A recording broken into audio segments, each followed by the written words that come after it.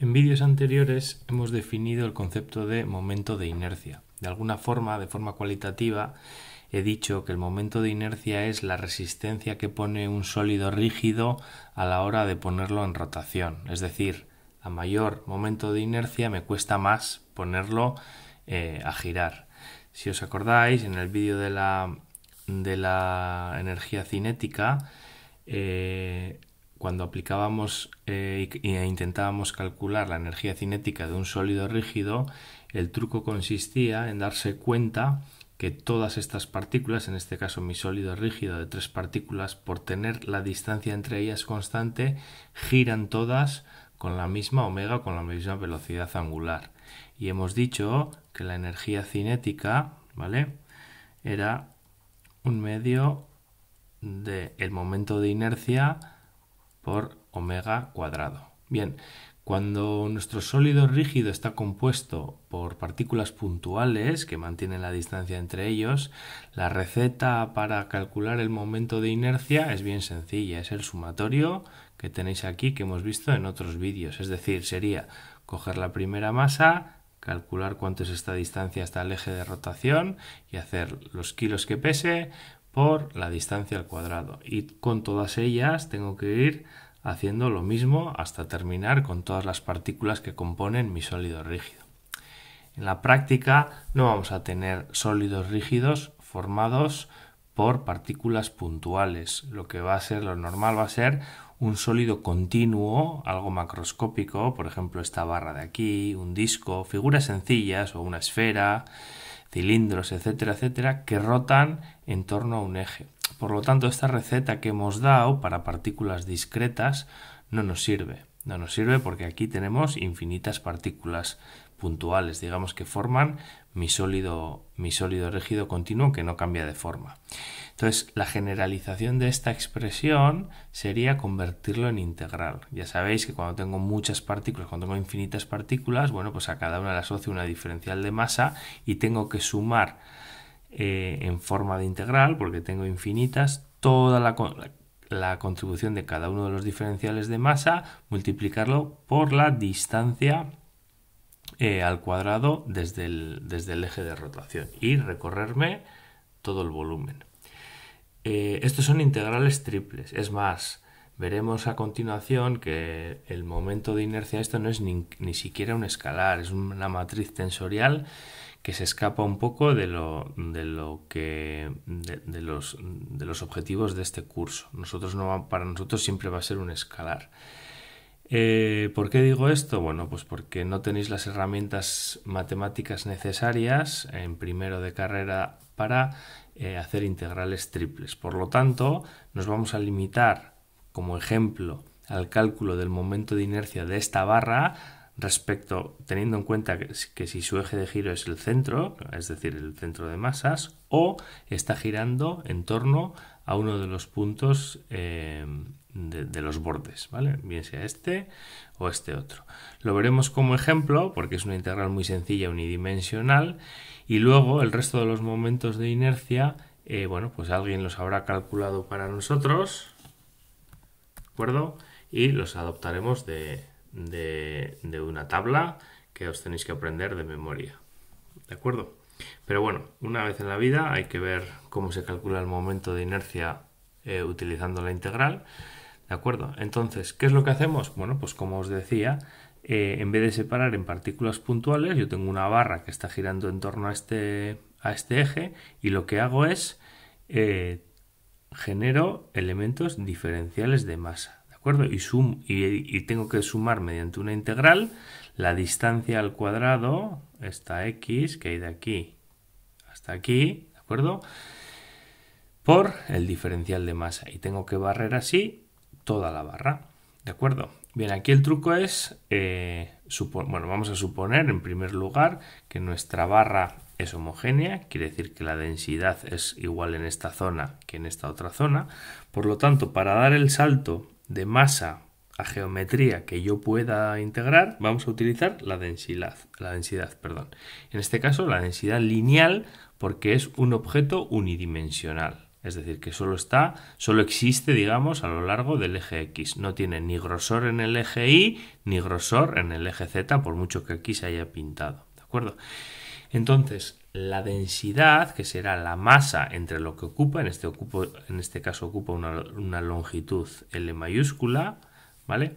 Pues será igual a la masa, se define como la masa partido de la longitud, kilos entre metros. Bien.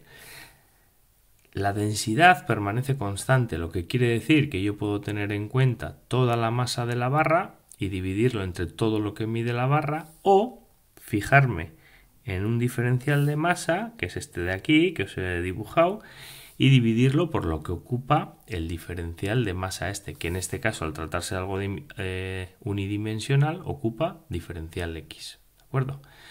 Vale, pues entonces, de esta forma, utilizando la densidad, siempre puedo pasar de lo que es de diferenciales de masa a diferenciales de geometría. Lambda por diferencial X, que es esto que se ha puesto aquí. Y cada diferencial de m está a una x distinta que tengo que integrar. Bien, lambda al tratarse de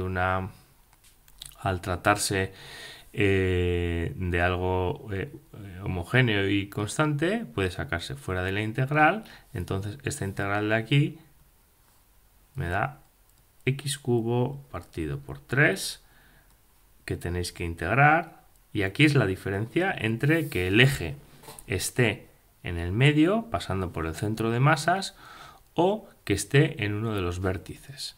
Si está en el medio, los diferenciales de masa que tengo que sumar van desde menos L medios, tengo que barrer, hasta plus L medios, que es lo que he puesto aquí y aquí. ¿De acuerdo?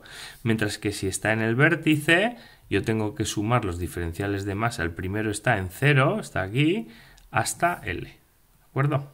El resultado de la integral obviamente es la misma, pero los límites de integración no.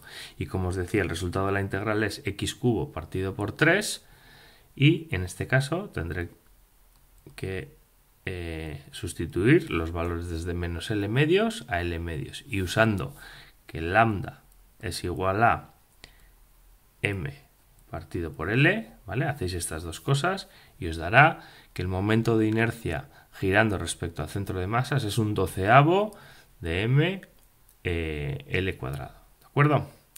Mientras que en este otro caso, lo único que cambia es, como decía antes,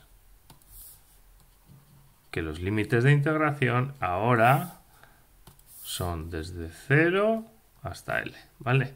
Y haciendo eso, el momento de inercia girado cuando la barra gira en torno a este vértice es un tercio de ml cuadrado. Tenéis aquí el momento de inercia calculado de un disco, que lo utilizaremos una y otra vez, que es un medio de m por r al cuadrado, donde r es el radio del disco.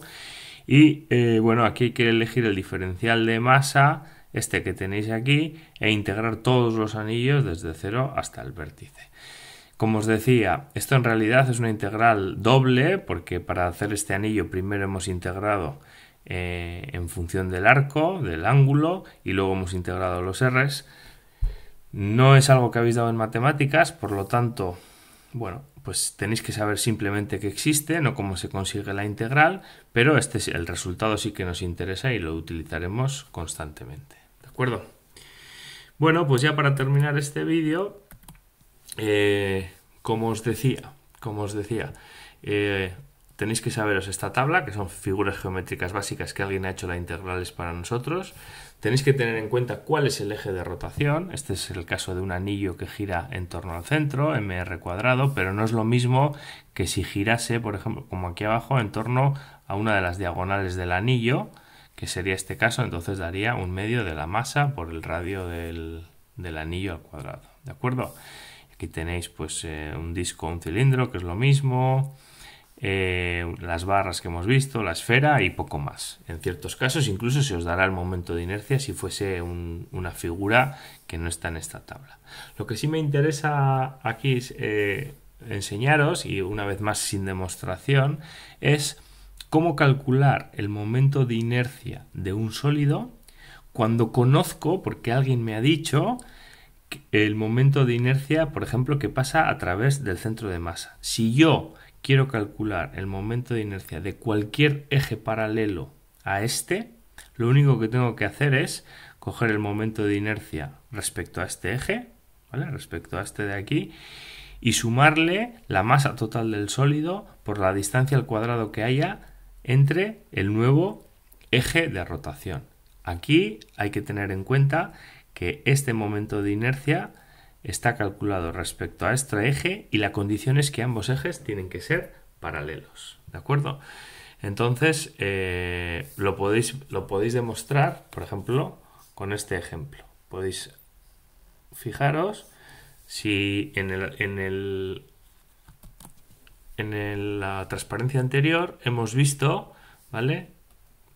Este es el teorema de Steiner, y cm más m d al cuadrado, ¿de acuerdo? Entonces, si os fijáis, el momento de inercia respecto al centro de masas hemos dicho que es 1/12 m l cuadrado más m y la distancia para conocer el momento de inercia sin hacer la integral respecto a este eje. La distancia sería L medios al cuadrado, donde D es la distancia entre ambos ejes, que es este de aquí, ¿vale? L medios, y esto da 1/3 de ml cuadrado, como no podía ser de otra forma porque ya lo habíamos calculado mediante la integral. O sea, el teorema de Steiner de ejes paralelos me sirve para calcular el momento de inercia respecto a un eje sabiendo el del centro de masas siempre y cuando ambos ejes permanezcan paralelos. ¿De acuerdo? Bueno, pues con esto hemos terminado el vídeo y más o menos el concepto de momento de inercia ha quedado claro, aunque solo seréis capaz de calcularlos pues en el caso de la barra y alguna figura geométrica muy sencilla donde no haya que integrar en más de una dimensión. Ahora en el resto del vídeo haremos dinámicas con sólidos rígidos.